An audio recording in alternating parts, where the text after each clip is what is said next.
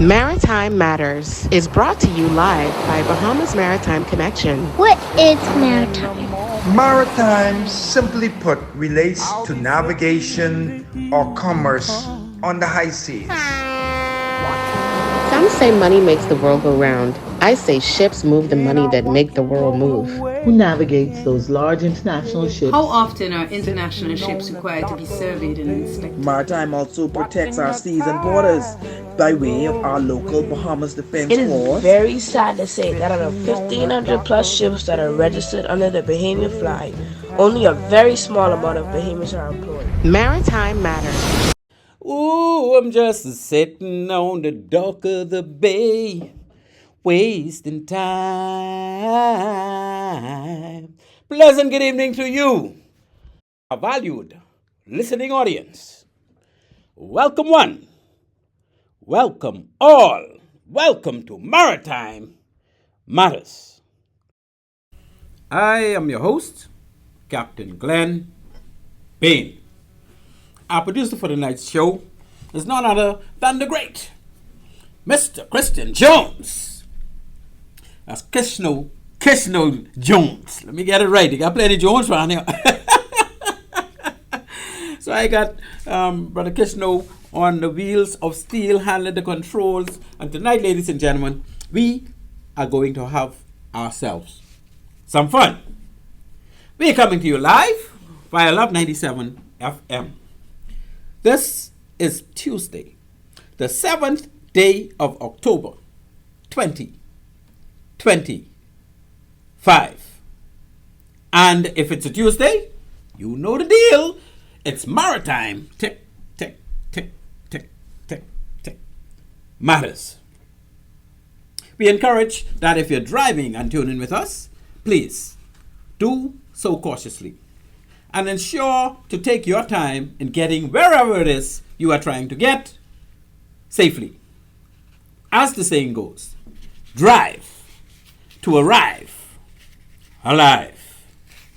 Our sponsors for tonight's show are 101 Pharmacy and also Island Care Pharmacy. For all your medication needs, check out my little cuz Shantia Heel McBride and her lovely team at 101 Pharmacy here in Nassau and Island Care Pharmacy up there in the second city, Freeport. Fill your prescription at the store or send your refills via the online site 101pharmacy.com. That's 101 Pharmacy, one word, or lowercase, .com. The three locations are East Street South, and when you go in there, you got to say hi to Joy. Joy is the pharmacist who's mixed those concoctions that keep you going. Whatever you want, Joy can fix up for you. Whatever your problem is, she can find a solution. So let's go and say, hi, Joy. And of course, Charles Sanders Highway is the second location in Nassau. And when you go in there, my little cousin Scylla run things. And Scylla Hepburn Esquire is the one that run things out there on Charles Sanders Highway in the Island Lock building. So just go in there, say to Ansela, your cousin Captain Glenn Bain said, you have to give me a little something off that something. And Ansela will give you, even if it's 1%, she'll find a way. Boy, she always in her computer. Yeah, so she know how to get them percentage down, my brother. So she will take care of you, and you will get your something, and that's how they roll. That's how 101 Pharmacy roll all around. And then, of course, in Freeport, we get Island Care Pharmacy. Same owner, my little cousin Shani. And that's where my big cousin Steph run things. And Steph is like my sister. We grew up together. She only a year older than me. I just call her my big cousin because she was here before me. So I can't call her my little cousin. Eh? And then she's a little bigger than me anyhow. Steph, don't kill me tonight. So just let Steph know you come there because Maritime Matters sent you and you're looking for your little something off that little something. And you're straight. So that's 101 Pharmacy and Island Care Pharmacy. They keep Maritime Matters alive and kicking. And of course, our second sponsor, Bahamas Maritime Connection Limited. Yes, that's us, BMC. At BMC, we provide a full slate of ISPS Maritime Security Services. And that's basically what we do, right? And we do it for you. Good night, Annie Mae, up in Freeport, my old Annie. Annie Mae, I call you old. I mean, my older, what do you call it? Annie Mae, what you call it? My agent Annie. Annie Mae said, don't call her old. She ain't old yet. Annie Mae is 92 years old, people, and going strong. Strong. Strong. So, kudos to my Annie Mae. Big ups to my Annie Mae. And that's how we roll it. You are listening to Maritime Matters, and on this show, we talk maritime. Maritime Matters is weekly at 17:05. That's 5:05 p.m. every Tuesday here on Love 97 FM. The primary purpose of our show is to sensitize Bahamians of opportunities in the maritime sector. We also cover current maritime issues from the domestic and international feeds. And we got some of them for you tonight, right? The phone number to call us on, if you want in on this discussion while we going on, is 326-8255. Again, the number to reach us is 326-8255. To hear a replay of this show or any of our previous shows, simply hit us up at any time via our YouTube page, Maritime Matters Bahamas. Just go to YouTube on your electronic device and type into the search box Maritime Matters Bahamas, and you will see a litany of our previous shows, including this one. And once you get there, you pick, choose, refuse. You can listen over and over and over again. You can go crazy on Maritime Matters, and that's what we want you to do. Just go crazy on Maritime Matters. So let's talk maritime.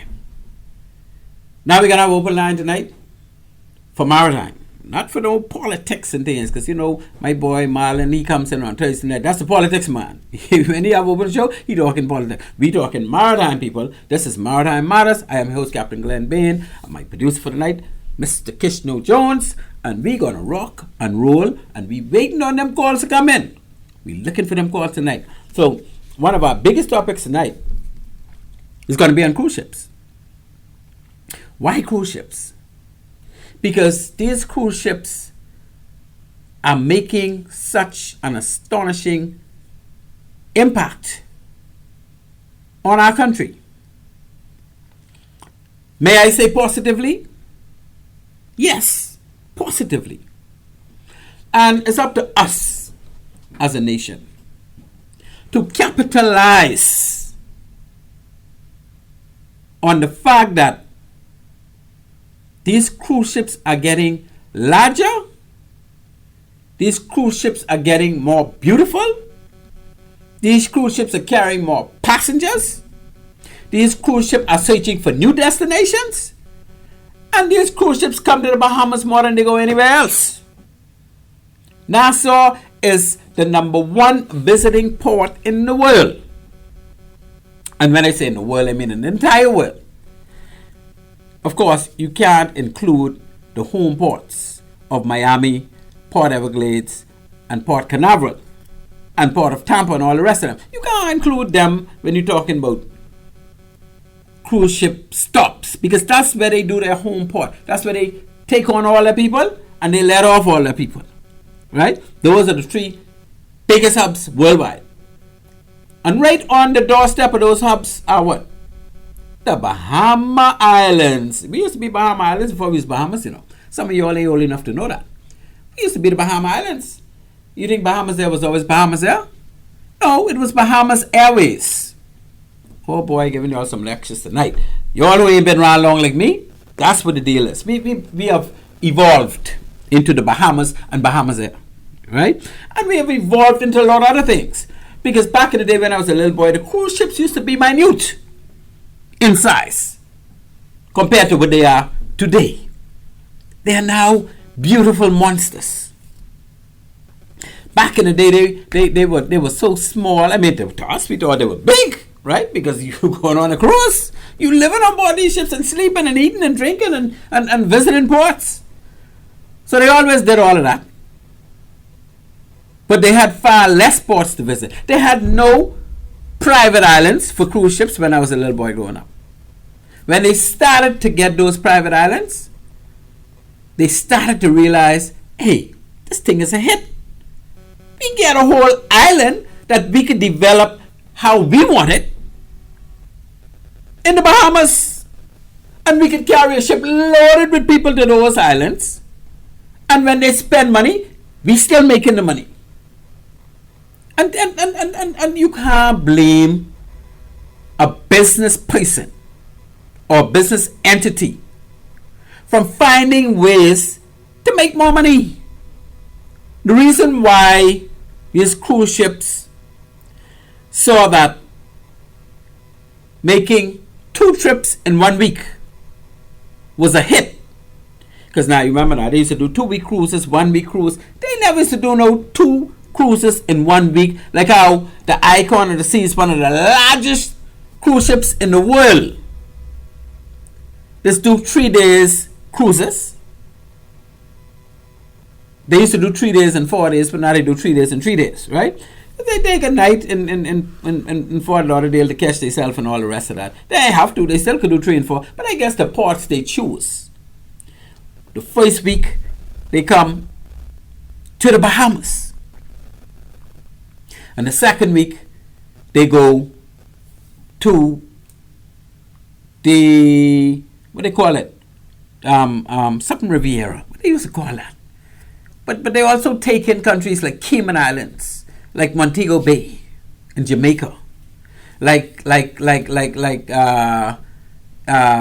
Curacao. I don't know if Curacao got no cruise ship port on that side, but certainly Cozumel, Mexico. They just call it the Mexican Riviera, right? They take up Cozumel, and then going down, they would even make an American stop, and a lot of them used to do it, not all, because only so much ships they could take at a time. What the last island name down the Florida Keys? What is that name?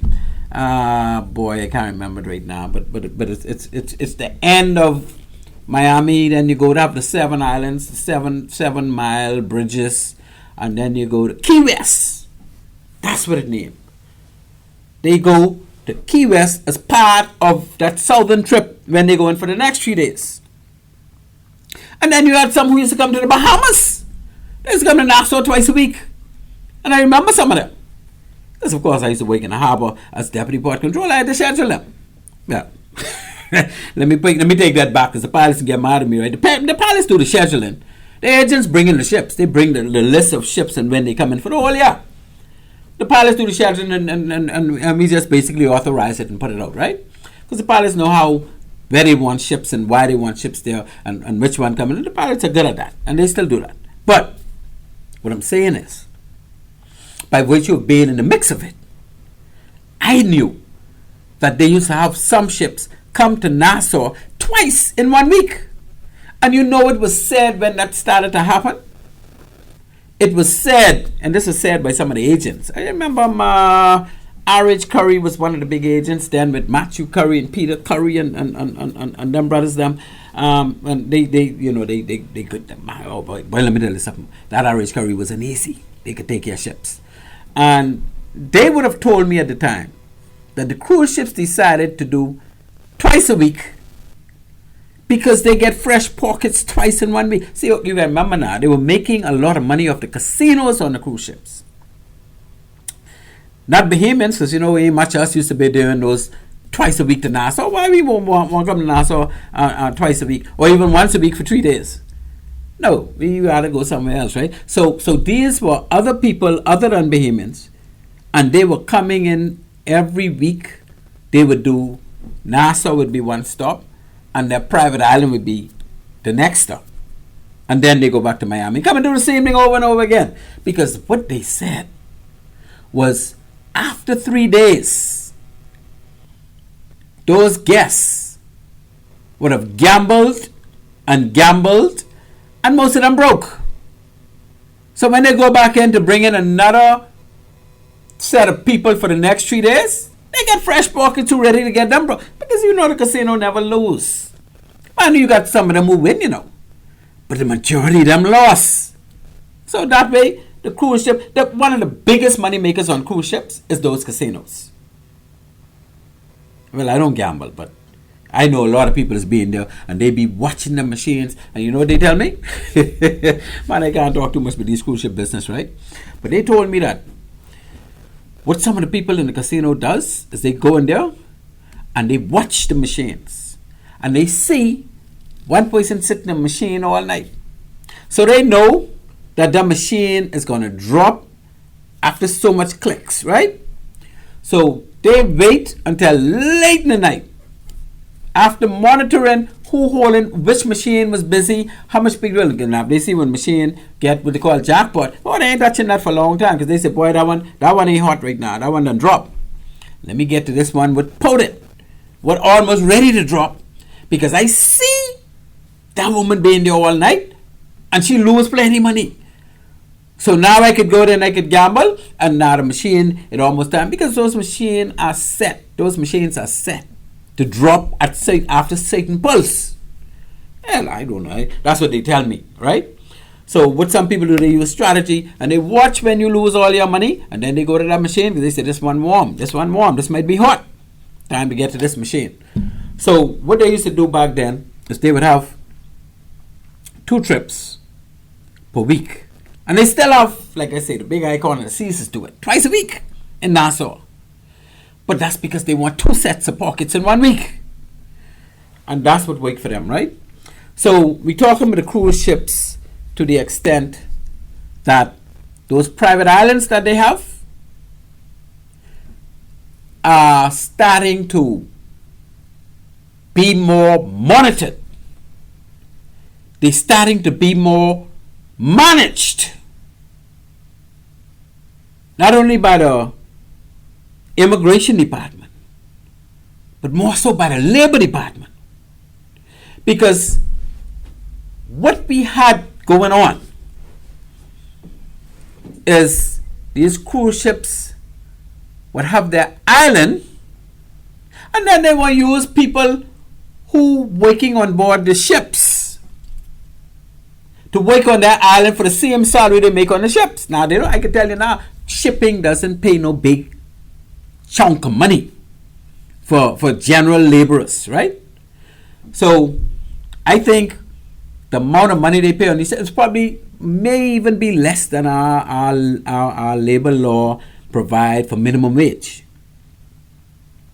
But what they used to do is they never really differentiate between you're no longer working on the cruise ship, you're now working within a country that have laws that we got to go by. See, because on the cruise ship, the laws that they follow is the international labor laws settled between the International Labor Organization and the International Maritime Organization. So they get together and they have the IMO, ILO code of practice for employment and for working hours for people on board ships and they set the basic salary structure. Mind you, I don't think that they have a minimum wage. But ships hire people for a certain amount of wage, and they all use the same kind of wage, so the competition wouldn't be too steep. And when people sign on to a ship, they have a contract saying how much money they can make. Now, what they'll have to do, depending on how much money you make, if you work more than 8 hours a day, then they got to pay you what you call overtime. Just like us. We call it overtime. So they have, especially for the seafarers who clean the vessels, who got to be cleaning up this and cleaning up that. You can't just let them work there 4 hours steering the boat or looking out on the bridge or whatever the case may be. Right? Dealing with it. They can need more time to keep that boat maintained properly. So they give them 2 extra hours a day, and they pay them what they call fixed overtime. In other words, we can give you 8 hours pay, plus we can give you time and a half for an additional 2 hours every single day. Because whether you know it or not, on them ship you don't get no day off. Their laws ain't like our laws where it say you must have a fixed day off, otherwise you get double pay, yada yada yada. No, they don't get no. Every day is a day. If it is a work day on ships, right? So, but of course, if you work more than 8 hours, you gotta get overtime, so you get time and a half. And they have an additional thing, because many times they want the seaman and the engineer do a little more than just the 10 hours a day. So they have this thing called extra overtime. Now that is not a daily thing. They only give you extra overtime if they got some project or some work that they know they need to get out outside of the normal week, right? So you get your fixed overtime, and then you get extra overtime, which is still time and a half. So that's how they calculate. And then while you're on the ship, based on what I recall from the labor standards for seafarers, they cannot wake you more than 14 hours a day. They're required to, or they must, by the International Maritime Code of Practice, give you 10 hours off every 24-hour period. Excuse me. So they can't wake you more than 14 hours in any, even if they want to, they really, it'll be against the regulations. And ships don't want to go against the regulations, right? So they can only wake you, they have to give you 10 hours rest per 24-hour period. Not all at once. They can give you it in 2 different sessions. But one of those sessions must be at least 6 continuous hours. So it's a couple of different things, right? It ain't complicated. It's just a matter of common sense and understanding how it works. First of all, most of them get, in addition to, and remember now, these 8 hours a day, 8 straight hours. Usually you work 8 hours in the morning in the daytime, and 8 hours opposite that in the nighttime. Usually your shift is 12 hours opposite each other, because the ship rolling in the day and in the night. And when it comes to cruise ship, especially at night, because that's when really they rolling. They ain't spending no night in port, so most of their nights are spent on the sea. All their nights, if not all, and most of their nights is spent at sea. They may spend 1 night per week in a port. No more than that. The average cruise ship, that is. Right? So why running on so much with these cruise ships? Now see what they did. In many cases, they took seafarers from their vessels, from their ships, and they placed them on these private islands to work at the same salary structure that they's giving them on the ship. And so we see what happened the other day. The people cried out, and these are mainly foreign. And that's when we found out that only 20% of the people working on that particular key, and I think that was either Coco Key or Great Star Key, I don't want to call it the wrong one, right? I remember that being a big deal when the people called the papers, and Shanique Miller had it on the show, and all that is going on, right? So they called and they said, we are not being paid in accordance with the Bahamas labor laws. And they were right, because although the cruise ship say they belong to the ship, and they were signing a contract with the ship, and they had them working on the quay, they were working in our country. They wasn't working on. Some of them slept on the quay and they live on the quay, and they even ain't got on no ship. But yet they want to bypass our labor law and use the international labor requirements and pay these people peanuts, right? So they shout out, they cry out, and as a result of that, our labor director, I think, and a team of people went to those quays to inquire and investigate. And now we are reading and hearing that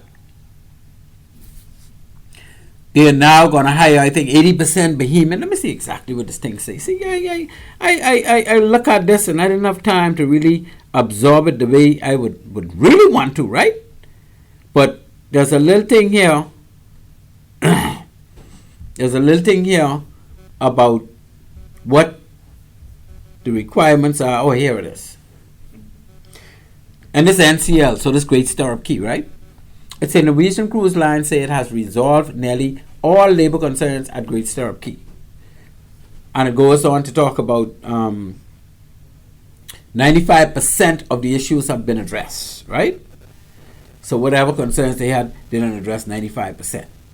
And it goes on further to talk about the focus should be on the quality, should be on development, should be on personal development.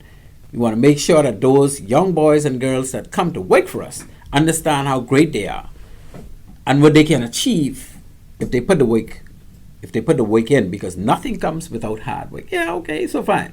So those people coming, they can work hard. The Department of Labor launched a probe in April after a flood of complaints from both Bahamian and expatriate workers at Great Stirrup Key. It was the first time during Mr. Thompson's tenure, and Mr. Thompson is Director of Labor, I think, that such a large number of expatriate employees had raised issues collectively. So what did the expatriates got together and they addressed Mr. Thompson and his department about all these labor issues going on. It's a letter sent to Department of Government officials alleged employees were working up to 70 hours a week, far above the Employment Act 40-hour standard without overtime. So ain't nothing wrong with working 70 hours, but pay the people the overtime for anything over 40 hours. That's all they were saying, right?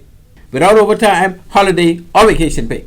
So as far as you could see, when you're on the ship, you don't get no holiday pay and vacation pay and all the rest of that, right? You just get straight pay. Contracts allegedly misclassified staff as ship-based crew, despite them being permanently stationed on the island, and wages reportedly fell below the minimum standard. So all of what I was saying is they were taking advantage of these people that had contract to work on board the ship. They say, okay, we can put you all on the key to work now.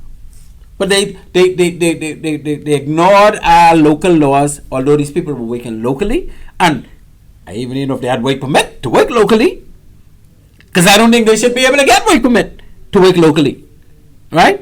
But that's another topic. Another topic. So they were paying them based on them working on the ship while they was working on the land. That was wrong. Minister of the Department of Labor head and the team went down there. And now, apparently, Great Stirrup Key is setting things the right way. And I know for a fact that a lot of these keys, a lot of these private islands, they hiring people to work in areas where local Bahamians supposed to be employed, right? And a typical example, and this ain't happening on all of them, but certainly on some of them, they got foreigners working in the security department, which is a no-no when it comes to government policy on areas that should be protected for Bahamian employees or Bahamian personnel only. Security is one of the biggest ones. And not just security. They get people in the top level of security on these private islands when it comes to ship and port facility security. As the port facility security officer, the person who responsible for ensuring that the security is set up properly on those keys to protect the ship that is coming to visit. Now we got a whole litany of qualified port facility security officers in this country, because I train most of them, and I can tell you there are plenty out there who would like to work on those keys, but because they're using foreigners illegally, because they ain't got no damn work permit, the Bahamians can't get those jobs. And I can call it out now, and I can call it out later, because our government officials go down there every year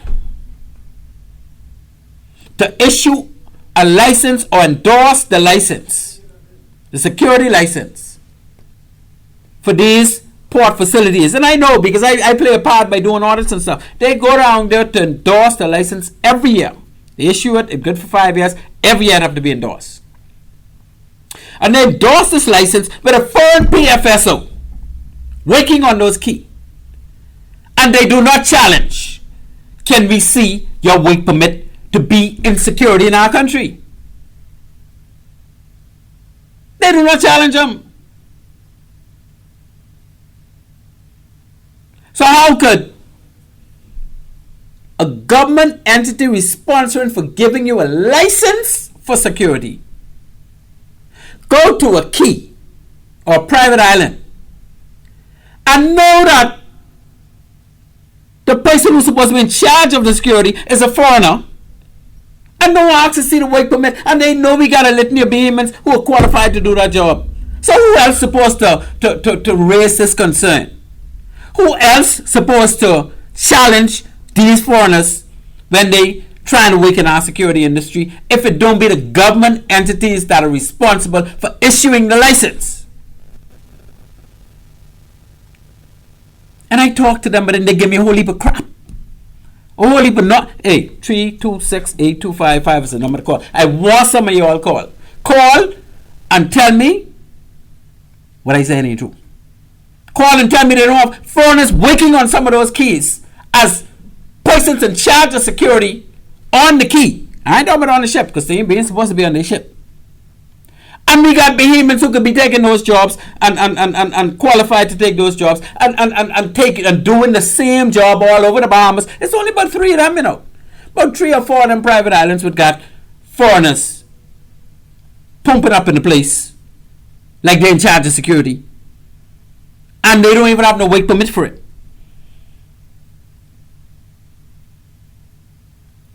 No, not in Maritime. When it comes to these things in Maritime, Glenn Bain will call it out. Again, 326-8255. You ain't believe me, give me a call. Anybody could add on to that, give me a call. Anybody could take away from that, give me a call. Anybody want no more details, give me a call. Because that's how we rolling with this tonight. We need to fix this. Because we have meetings. Meetings countrywide with all the persons responsible for the security of these port facilities in the country. And we discuss strategies in these meetings. And we shouldn't have no foreigner being a part of these meetings. And they actually let the foreigners be part of these meetings and don't challenge them. And I'm no government authority official. I wish I was. Because let me tell you something. When I was the deputy port controller, let me tell you what I did. See, I could talk, but I did. And I went to Coco Key. I don't remember again. Star Key wasn't up to speed yet, right? I went to Coco Key. I didn't go to Disney. But how come I didn't go to Disney? Disney had no jet skis and non-motorized equipment. Would need. Anyway, they all got them now, right? I went to do the inspection of their non-motorized and motorized equipment because that was a requirement. Once you got these things that you using commercially, they got to be inspected every year by the port department. So because they're on a private island, the Nassau inspectors would fly over. They would fly us over, and we would inspect. And I started to ask questions as to who owned these stuff,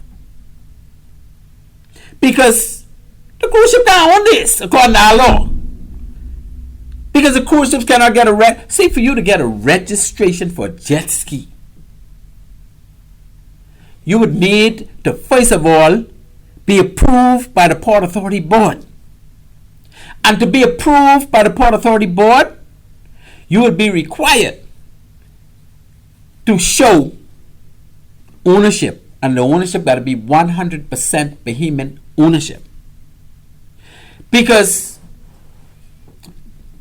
transport or transportation is an area reserved for Bahamian citizens only.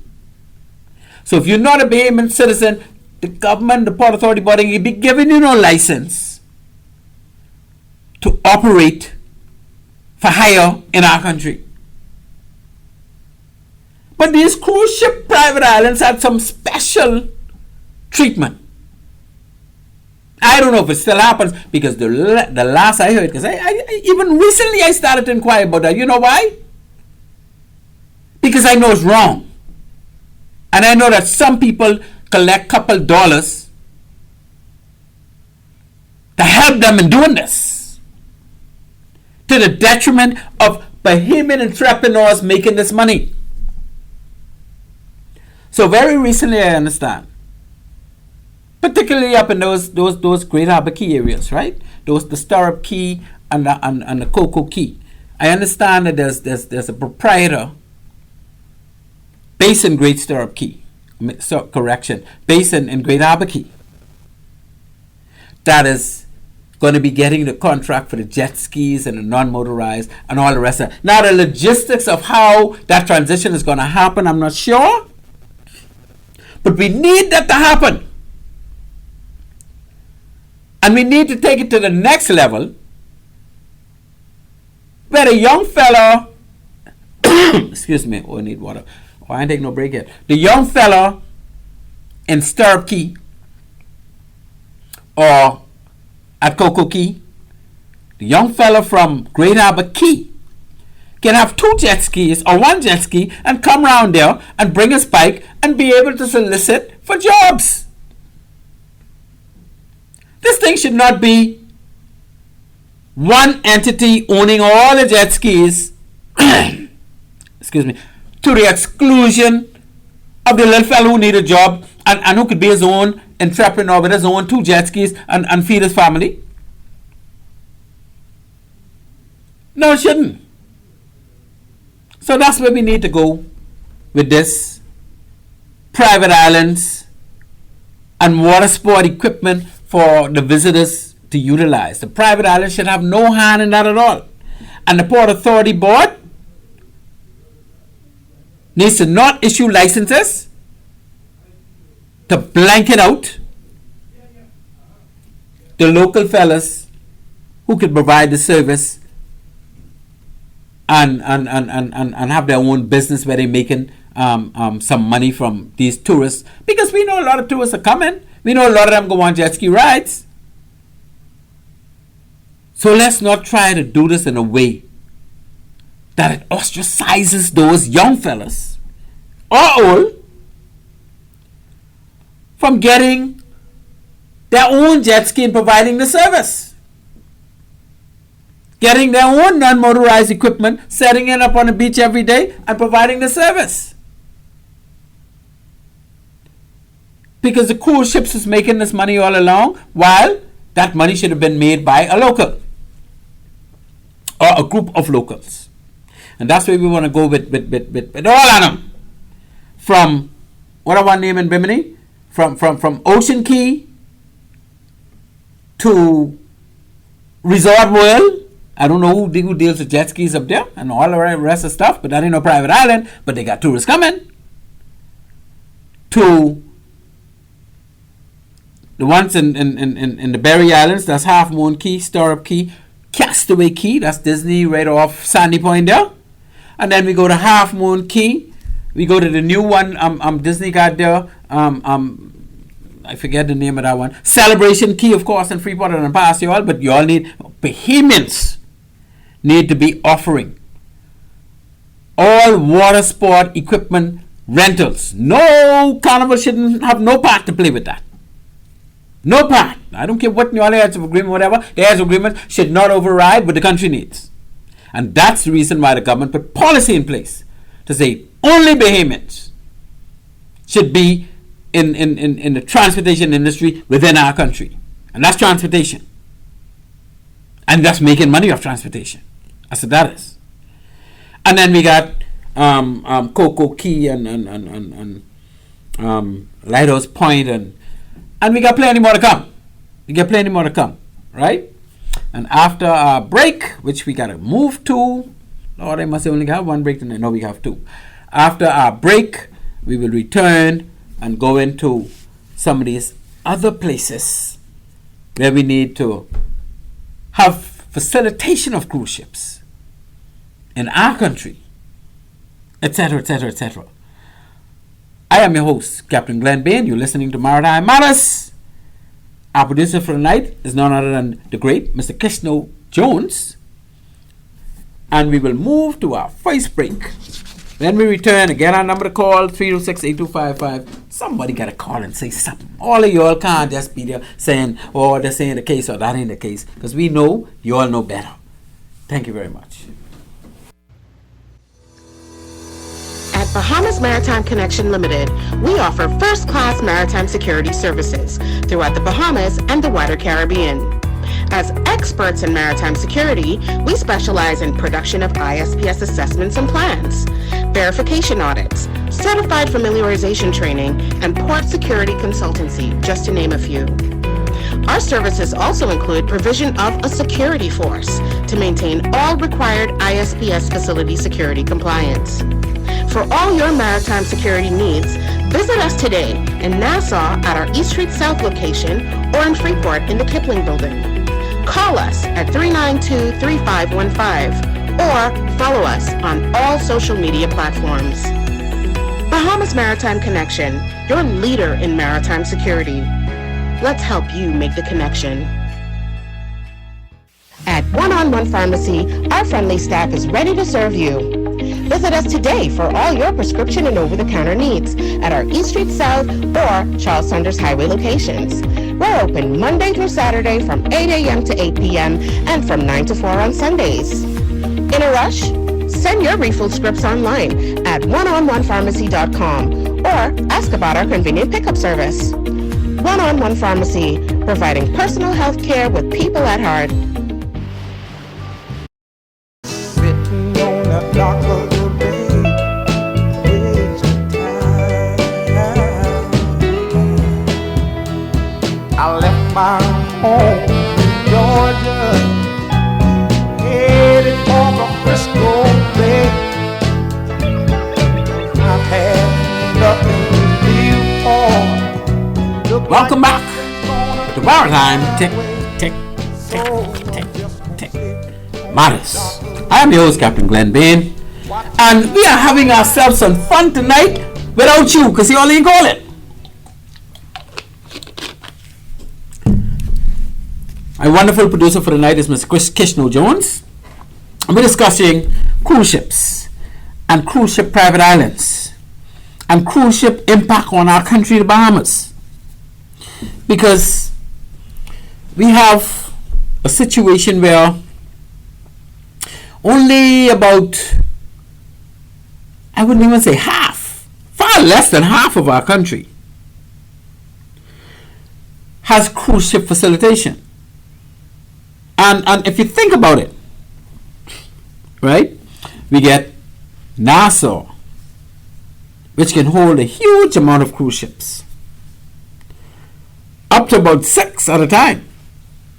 And the size of these cruise ships on average carry about 3,000 passengers, right? You got the big ones that carrying over 6,000. But I guess on average you could say 3,000 to 4,000 passengers.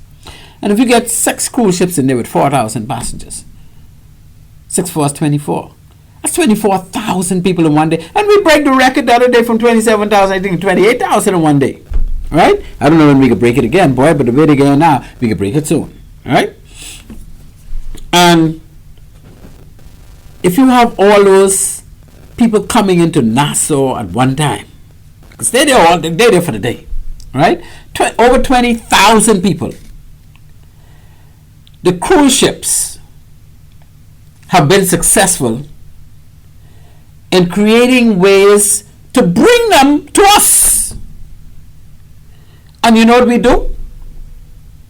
We cry and say, oh, the cruise ship bringing these people, but they ain't spending no money. So what our problem is? Our problem is we now trying to take the blame of ourselves for not facilitating and encouraging. I don't know what term to use now. These people to spend money while they're here with us. We didn't ever spend a dime to bring them in, you know. You can imagine that. Somebody drop them in your lap and say, okay, now you see if you could get some money out of them. We getting some. We bring them to you. Now, it's your job to see what you could get out of them. We can get as much as we could. But we only on a little ship, only so much we could do. We bring them to you now. You got a whole island. As a matter of fact, you got a whole country. Because we're bringing them to you. You are the closest destination to us. You got the most beautiful beaches in the world. What do we do with our beaches to sell to these 20 plus thousand people when they come in here per day. Nassau ain't got the most beautiful beaches in the country, but boy, we got some beautiful beaches in Nassau still. If beaches are what we have better than everybody else in the world, what arrangements are we making to try and get these people a beach experience with a, nicer water look and feel? A lot of time we doing tours showing them basically, well, this is historical because this and that. When are we going to do a tour when we're just showing them beach after beach after beach and telling them, well, you could wet your foot here, we got some drinks here for you if you want to purchase them, and they don't pay for the little tour. And they want drinks, and part of your tour is you already got your little what they call it condos on the private island, say, where they could lay off. And they got their own little quarters where they got they cover from the sun and the whole family could just relax under there, and you already have a cooler in there with some drinks and you just creating ways to help them go on a couple different beaches and enjoy the beach. And you got all day to do that. And if you got a family of 10, and they're prepared to pay $100 a head, because you're providing them with fresh conch on the beach, showing them how to break it out and make the conch salad right there. Nice bottle of wine, yada, yada, yada. And if you could make over $1,000 with that one family, because you could even set it up where you say, okay, you got a 3-hour cruise and you got a 6-hour, you got a full day one. And I know expert in dealing with tourists and all that, but some things call for common sense. And these tourists are always looking for new things to do. Show them how to fry the fish on the beach. Show them how to crack out the conch on the beach. Show them how to go snorkeling. Get your little snorkel gear, because a lot of them, they don't want to do no big time snorkel. They just go right in the water and look underwater and snorkel in that little area around the beach. Right? Even when I do that, you do that with couples, children, you put snorkel on your children and let them go in the water and look and really see underwater and see how happy they just be. But these are simple things. Anyway, I digress, right? I'm just saying that we as Bahamians need to be intuitive enough and use our initiative to find, I just want to say ways, find unique ways of getting those 20,000 plus tourists a day to spend money with us, other than the regular jewelry store and the this and the that. That's how we need to create opportunities for ourselves in our country, because these things are coming and being dropped in our lap. And that's Nassau. Of course, when they go to the private islands on the cruise ship, most of the stuff they selling belong to the cruise ship. Most of the money they spend belong to the cruise ship. Mind you, they do have some straw vendors, they say, who they allow to come out there and sell their little wares and things. But these people see straw vendors everywhere else. They're looking for no straw vendors on a private island. And I'm hearing now that the experience in Celebration Key, I saw a little clip that one lady put out, who was a passenger on the cruise ship, and she was basically saying, look, what is the Celebration Key all about? Because I come ashore and I feel like I'm still in the U.S. There's nothing Bahamian flavored for me to feel like I'm not in the U.S. anymore. Yes, it's a very beautiful place. Carnival fixes up nice. But it's like in Disney World. I don't know what she expects. Well, she probably don't realize the cruise ship on that. Right? And the cruise ship can do what they figure people like to do on it. All of this is an extension on what you're doing on the ship, you know. The ship have small pools. They put big pools. People love the pools on the ship. So they gotta love those pools ashore. They got the beach right there. so people could go right on the beach if they choose. They got a lot of liquor for you to buy. But that's carnival liquor. They making the big bucks off that. Right? So they like they could go sit again in a local bar or something and order in a collect. You could get your collect, boy, but you could pay the carnival price. Anyway, we are glad that Carnival is bringing all those people to Freeport. We are glad that by bringing all those people to Freeport, there's a lot of jobs to be sought at that particular cruise ship stop called Celebration Key. And different on the other private islands. Well, it's a little different because that one is attached to the mainland, right? So it's a little different in that regards. But we, the people of Grand Bahama, we now need to find intuitive ways to get those people to be. Let me tell you something. Carnival ain't advertised for you or me. Because why would they do that? But this thing is word of mouth. If one person go with you to Freeport to do a beach tour, you got your bus, and you know where all in that, boy, Freeport got some plenty good beach, right? And they doing a beach tour with some local Bahamian experience where they frying their own fish and breaking out their own conch, and this is what they're having for lunch and yada yada yada, and they enjoy that so much. They're going to put that on Facebook, they're going to tell their friends, and some people can come asking for that, especially if you start an online site. Man, come on, man. These are the years of technology. These are some of the simple things we could do. And they're very simple. But anyway, back to what we need to do to increase or improve upon what the cruise ships did. See, the cruise ships, they're the ones who expanded opportunities for the people on board their ships to have destinations. They created their own destinations. And I don't blame them. Why not? If you could buy a key and fix it up the way you want it and have your people go there as one of your stops, why wouldn't you do that to make money?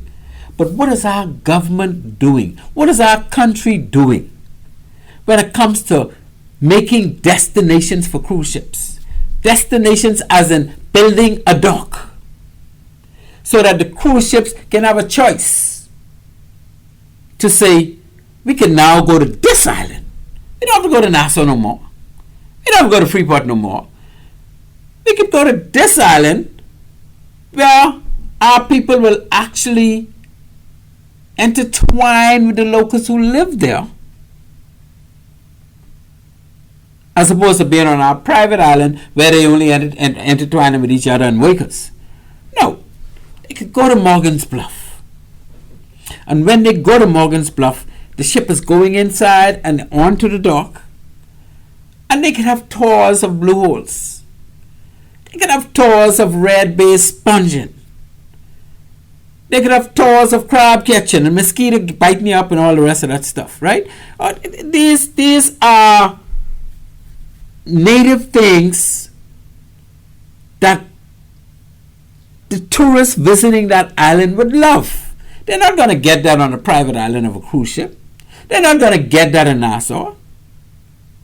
So Morgan's Bluff is one destination of many destinations where we could have unique experiences for the guests. Because you could go island up and down. You could go to Morgan's Bluff. You could go to Drake's Hill. And this is only a matter of getting an abutment protruded out in the deep enough water so the cruise ship can come in. This ain't nothing expensive where the cruise ship got to come inside and hide, you know. No.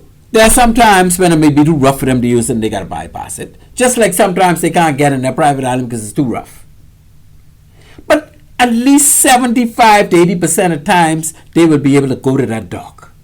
That little abutment you put on Drake's Hill. They could go there, tie up their ship, and they can have experiences again, all the blue holes in South Andres. Beaches pile up like that. Crab catching. and then you put a dock at the southwest point on Abaco Island. Now remember, no cruise ships go to Abaco. And when you go to Abaco, what you get? You get a unique experience of what the Abaconians could offer. Mind you, if you put it on Southwest Point, which is pretty far away from Marsh Harbor, but you right in the Sandy Point area. You right in the Crossing Rock area. Those two areas could be developed to the extent, and all of them get nice beaches, developed to the extent where the tourists can actually do a run ashore and go in those places, go in local native bars, shoot pool. They could go on local beaches and all the rest of that. They could do tours, taking them to do bird watching, taking them to be because right around the corner from there. And I have actually been to the point where they go and watch the whales pass by. They're off all in the wall, Abaco. This could be developed to the extent, you know how much people on those cruise ships would like to have an opportunity to go and see if they could see a whale pass. Even if they don't see none, they say, boy, we look, but we ain't seen none. And imagine if they see one. Because we know there is pass in that area. Imagine if they see some of these pigeons and these pretty birds, because some of them, they study bird watching. And that forest right there now, because it's ripe for that type of thing. So again, you get unique experiences going to these different islands. And I can go into Port Nelson. You put an abutment at Port Nelson in Rumkey, the smallest island we got. I think that's the smallest inhabited island. That one's smaller than Nassau. Right? San Salvador, man, come on, man. You get San Salvador got more history. You can imagine if they put an abutment or a dock coming off from that Columbus landing area.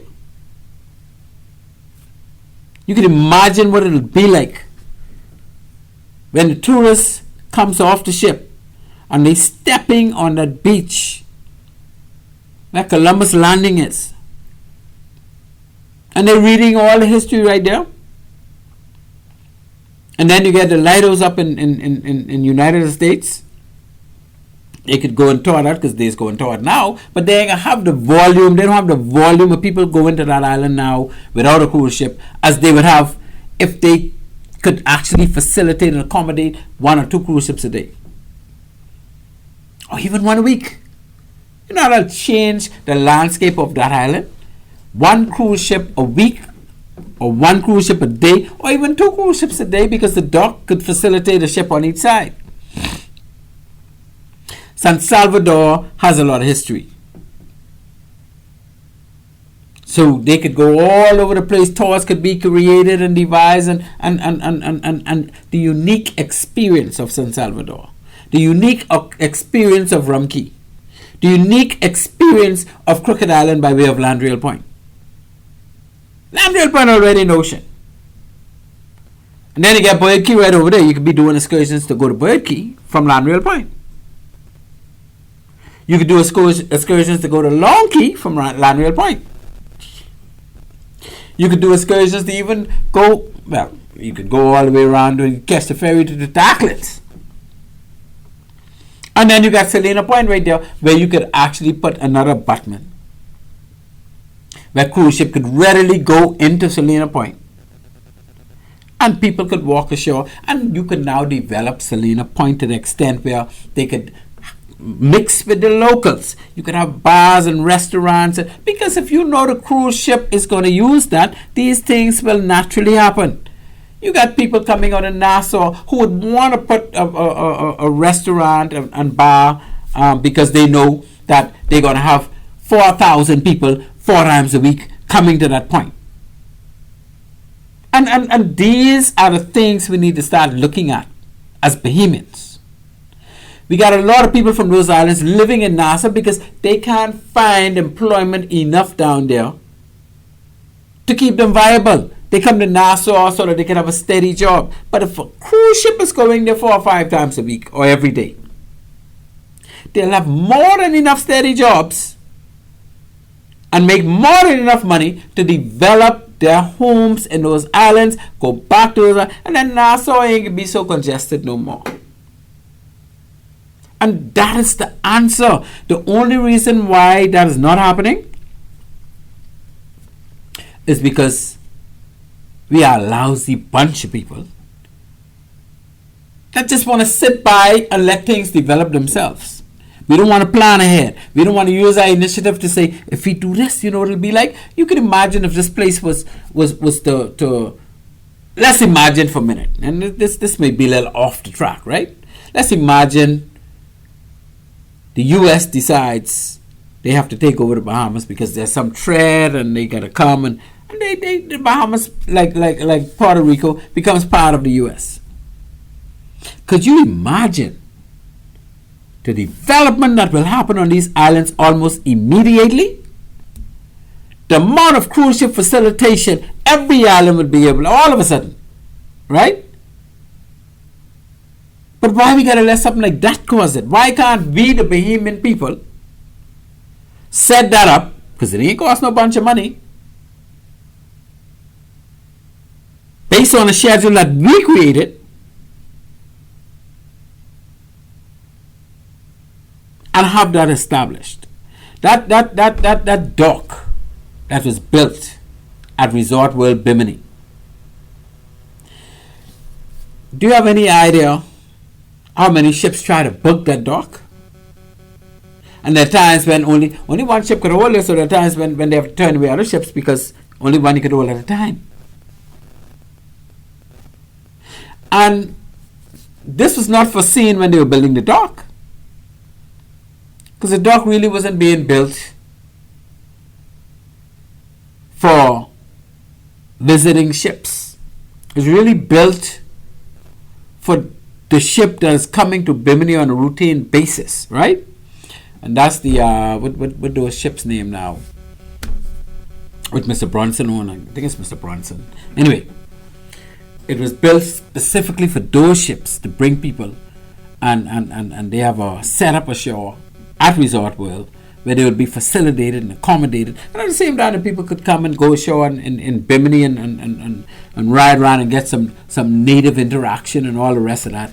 And now that dock is there, they have so much bookings. And if we replicate something similar to all of our islands, except we don't need to spend that much money because we're not going to put the dock right on the beach. Right? They almost didn't have any choice in Bimini because they had to use the western side. They had to be able to get close to Resort World. So I can understand why they put it on the beach or near the beach. But Bimini is all about beach on the western coast. Plenty beach. But most of our other islands wouldn't have to do that. They got all kind of options where the ocean touches the land, other than beaches. So, ladies and gentlemen, you look like you're all into me tonight. We're going to be talking cruise ships. We're going to be talking cruise ship private islands. We're going to be talking cruise ship facilitation on our family islands. And that's how we're rolling tonight. With that, I see you listening to Maritime Matters. I am your host, Captain Glenn Bain. We're going to move to our second break. Our producer for the night, Mr. Kishno Jones himself, the man, the myth. And ladies and gentlemen, we shall be back with you for our final segment shortly. At One-on-One Pharmacy, our friendly staff is ready to serve you. Visit us today for all your prescription and over-the-counter needs at our East Street South or Charles Saunders Highway locations. We're open Monday through Saturday from 8 a.m. to 8 p.m. and from 9 to 4 on Sundays. In a rush? Send your refill scripts online at oneononepharmacy.com or ask about our convenient pickup service. One-on-One Pharmacy, providing personal health care with people at heart.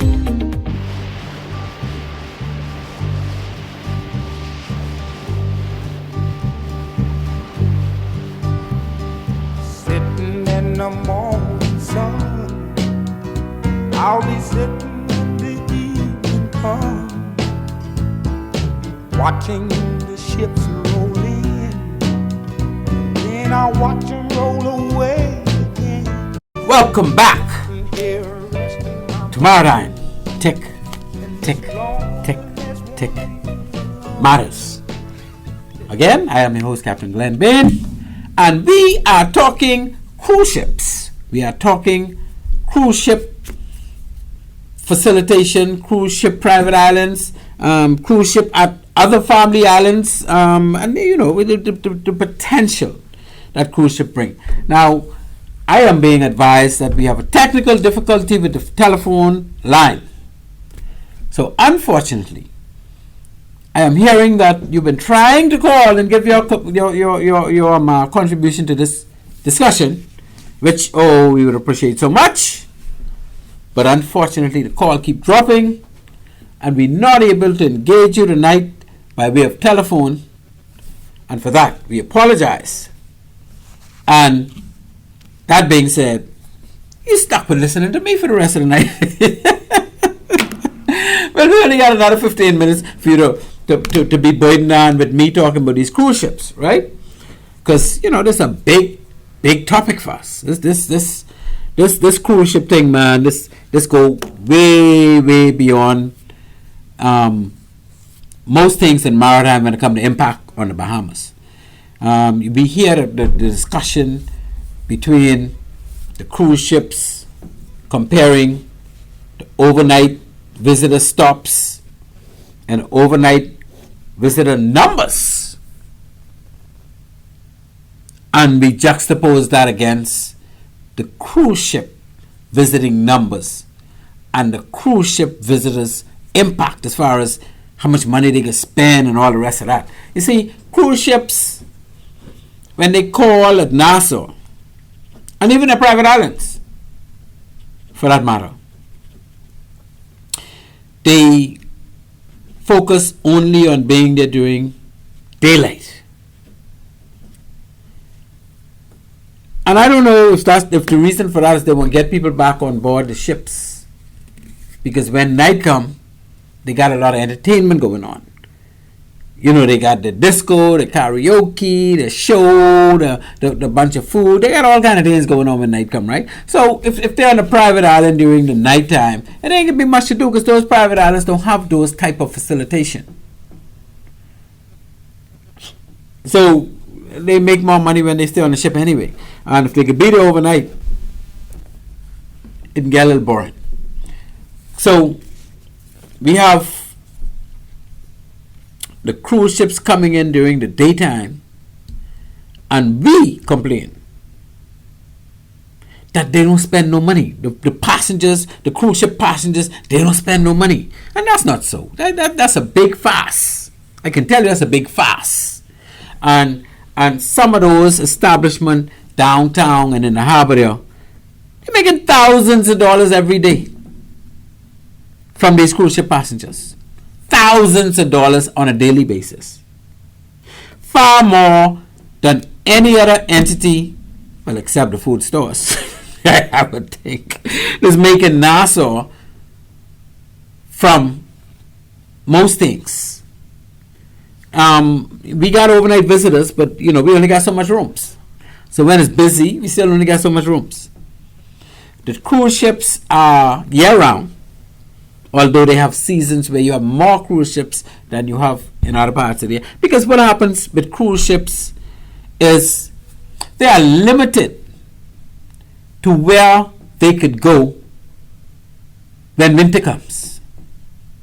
And when I say limited, what I'm saying is during the summertime, they can go to places like Alaska. They could go to places like Norway, Iceland,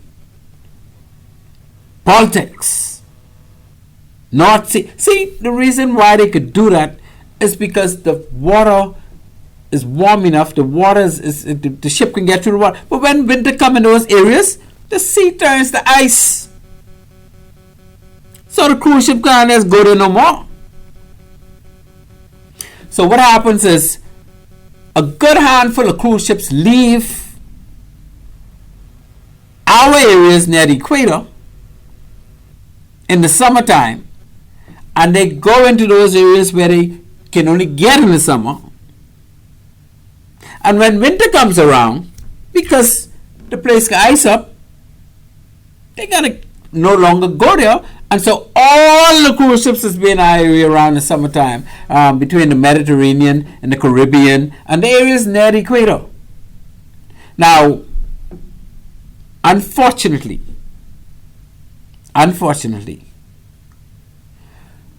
the cruise ship industry has not yet developed for the southern hemisphere the way it is for the global north. And what am I saying? I'm saying that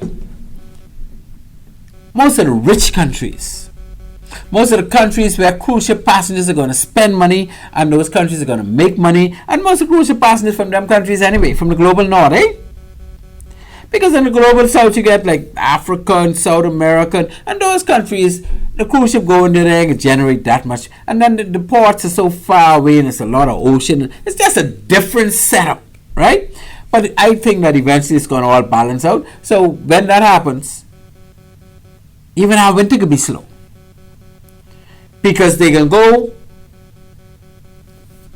to the global north in the cold countries in the summer,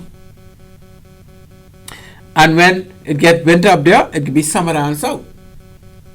So now they can go from north to south, where they will be having summer, and they never really got to only focus on the Caribbean and the equatorial areas where they do cruises, because they will have developed the global south for cruise ships. But anyway, that's a little far-fetched. Right now we're getting the benefits, and the cruise ships are getting bigger, and they're getting more plentiful every year. So let's stick with what we get going on there, right? And of course, we left out a very important stop that the cruise ships can make, and that would be, well, we left out a couple, but the main one is Machu Town in Agua. And when I say Machu Town in Agua, that whole southwestern strip is sitting against the ocean. And you know why we want the cruise ships to feel comfortable that they need to be on the western side of the island? Because our prevailing winds is from the east, and our roughest waters are on the eastern side of these islands. You remember the glass window bridge? You know what happens at the glass window bridge? Most of us know. Well, I assume most of us know. Some of us don't know. The glass window bridge is a natural system, a natural situation, a natural, I don't know, epidemic, whatever it is, right?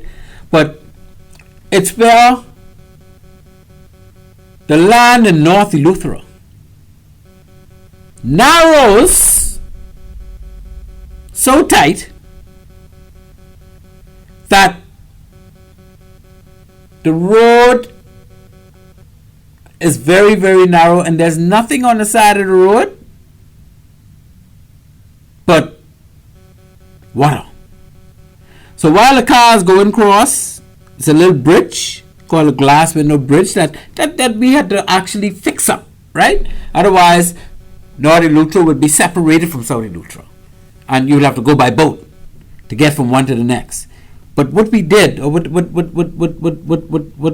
the country did, is we built a bridge, a very small bridge, not even long as Paradise Island Bridge, right? And definitely high. It's just like a road. Like the road just continue straight across.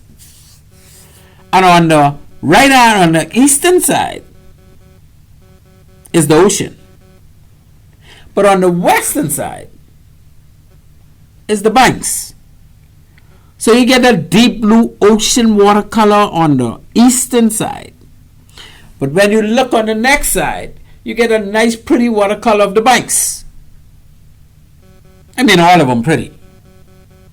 But they call it a glass window because it's like you looking through a window and you could see shallow and deep. And they just buck or meet each other at the bridge. Fascinating, beautiful sight to see. Been there many times, and every time I go there, I feel good looking at it.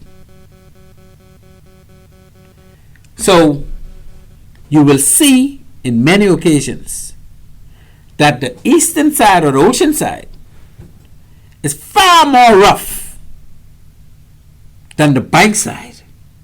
As a matter of fact, sometimes the ocean side is rough and the bank side is flat calm. And why is that?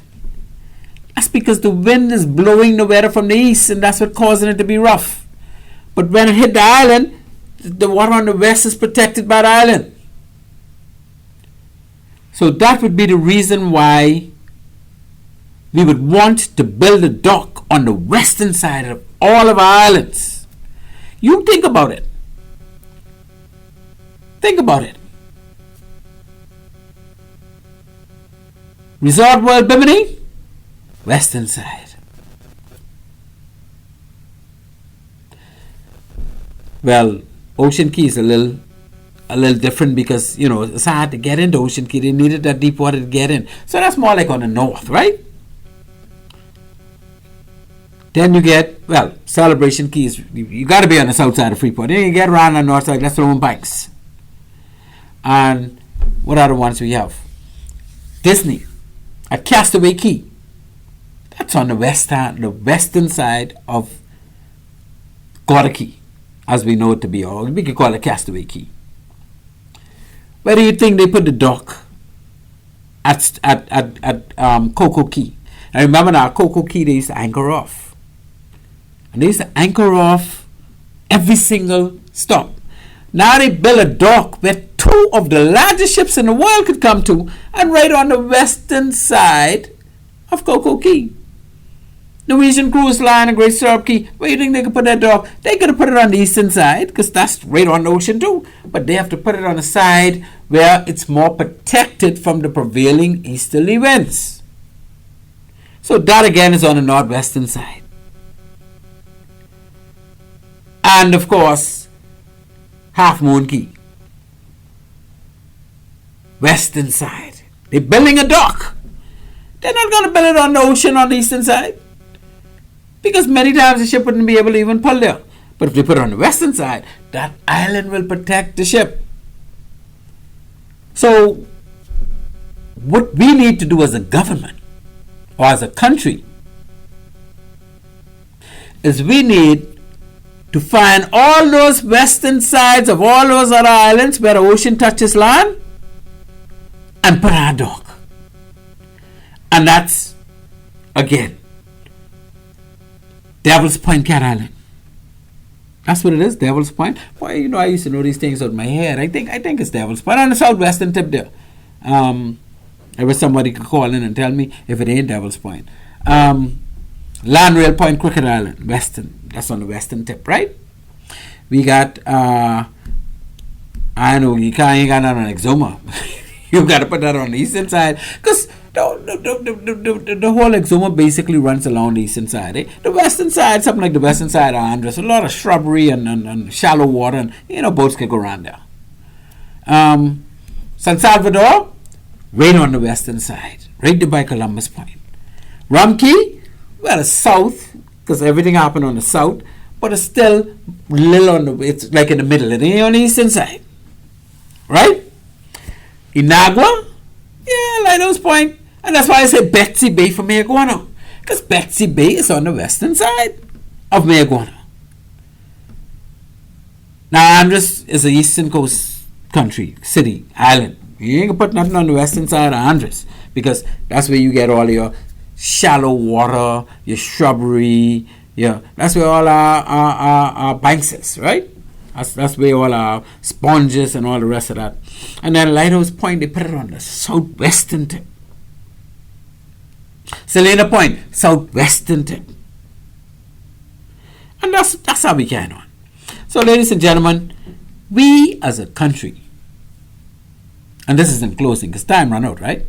We as a country,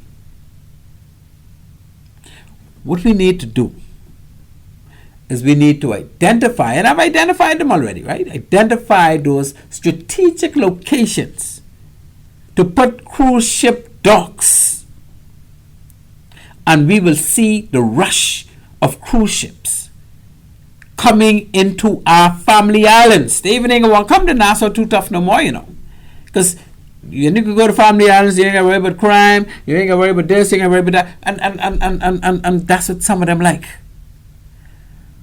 So they could do a 5-destination stop in the Bahamas alone. And if we really put it together, they could do a 10-destination stop in the Bahamas alone.